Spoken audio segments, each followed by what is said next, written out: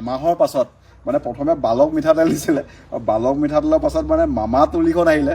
এখন চব ইপাৰৰ পৰা সিপাৰলৈ চাই দিলে জেলেঙা আৰু প্ৰায় এখন 5 ফুট মানৰ এখন তুলি বোলে মামা তুলি বুলি কৈছে আৰু এখন খুব চৰ্চা লাভ কৰিছে আৰু বানপীড়িত ৰাইজে বিশ্ব ৰেকৰ্ড কৰি আছে এখন মামাই যে ইমান ডাঙৰ এখন তুলি দিছে। এই তুলিখন লৈ আৰু ৰাইজে এতিয়া শুব লাগিব। আৰু বাকী আঁঠুৱাটো এইটো দেখিছে, আঁঠুৱাটো একদম অদ্ভুত। মানে আপোনালোকৰ ঘৰত যদি কুকুৰ গৰু ছাগলী আছে তেওঁলোকৰ বাবেহে আচলতে, মানুহৰ বাবে নহয়।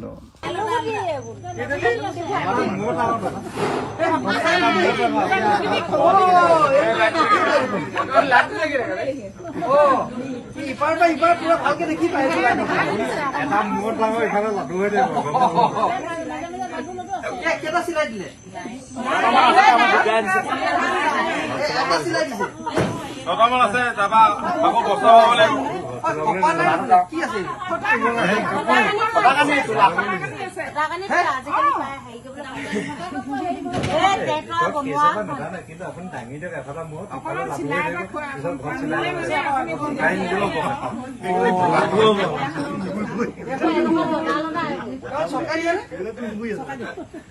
আপোনালোকে ৰাখিব নে নাই?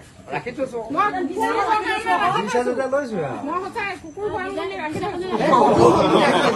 বালক মিঠাতেল দেখিলে এতিয়া এটা নতুন মাল বজাৰত আহি গৈছে, মামা তুলি। এইখন হৈছে আমাৰ মামা তুলি হা, এইটো মাল চব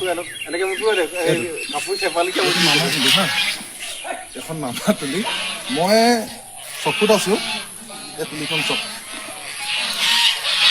তুলিখন চকুত। মানে মই যদি এই তুলিখনত মই যদি শুই দিওঁ, আপুনি চাওক হা, মই যদি তুলিখনত শুই দিওঁ, সেই ভৰি দুটা আপোনালোকে চাওক, এই দুটা এইখন হৈছে মামা তুলি। এইখন মই দেখালো। এটা আমাৰ অসমীয়াত খুব ধুনীয়া প্ৰবাদ আছে, ছাঁতে শুকোৱা মুঠিতে লুকোৱা। তাৰমানে আমাৰ আগৰ শিপিনীসকল এনেকুৱা পাকৈত আছিল, তেওঁলোকে আমাৰ পাট মুগাখন ইমান সুন্দৰকে বৈছিল আৰু ইমান গুণাগুণ বিশিষ্ট, ইমান ধুনীয়াকৈ বৈছিল যে সেইখন শুকুৱাবৰ কাৰণে কোনো ৰ'দ নালাগে, ছাঁতে শুকুৱাব পাৰিছিল আৰু ইমানে মিহি আৰু পাতল মুঠিতে লুকুৱাব পাৰিছিল। এতিয়া মামাই ছাঁতে শুকোৱা মুঠিতে লুকোৱা ধুনীয়া এখন তুলি বনাই দিছে। এইখন আৰু এতিয়া ৰাইজে ৰ'দতো দিব নালাগে, ছাঁতে শুকাব আৰু একদম কষ্ট কৰিব নালাগে, একদম মুঠিতে লুকাব। এইখনে দিলে দেই। 20 আগষ্ট তাৰিখে যে মোদী ডাঙৰক লগ কৰিবলৈ গৈছিলে, এইখন তুলি দিয়া কথা আলোচনা কৰিবৰ কাৰণে তেওঁ ফুলৰ থোপা দি ধুনীয়াকে লগ কৰি এই আলোচনা কৰি আহি চিধাই আৰু এইখনেই দিছে। এতিয়া আপুনি ছাঁতে শুকুৱাব পাৰিব, মুঠিতে লুকুৱাব পাৰিব। কোৱালিটি কেনেকুৱা? হয় দাঙি দিলে থোপ খাই গৈছে নি তললে? হে দাঙি দিব, মাজত চিলনি নাই। এইখন এখন তুলি বা ইংৰাজীত কয় মেট্ৰেছ। এই মেট্ৰেছখন আহিছে আমাৰ হাতীগুলি পঞ্চায়তত ডিষ্ট্ৰিবিউট কৰা হয়, DC অফিচৰ ফালৰ পৰা আহিছে। এই মেট্ৰেছখনৰ অৱস্থা চাওক, এই তুলিখনৰ অৱস্থা চাওক, এনেকুৱা ধৰণৰ মানদণ্ডৰ তুলি দিছে DC অফিচৰ ফালৰ পৰা। এনেকে যদি দাঙি দিওঁ, এনেকে যদি অকণমান হিলাই দিওঁ, গোটেই কপৰা গৈ ইয়াত থোপ খাইছে, ইয়াত থোপ খাইছে, ইয়াৰ মাজত একো নাই, দেখিছে? এনেকুৱা ধৰণৰ নিম্ন মানদণ্ডৰ তুলি ৰাইজক বিতৰণ কৰিবলৈ DC অফিচৰ ফালৰ পৰা পঠিয়াইছে।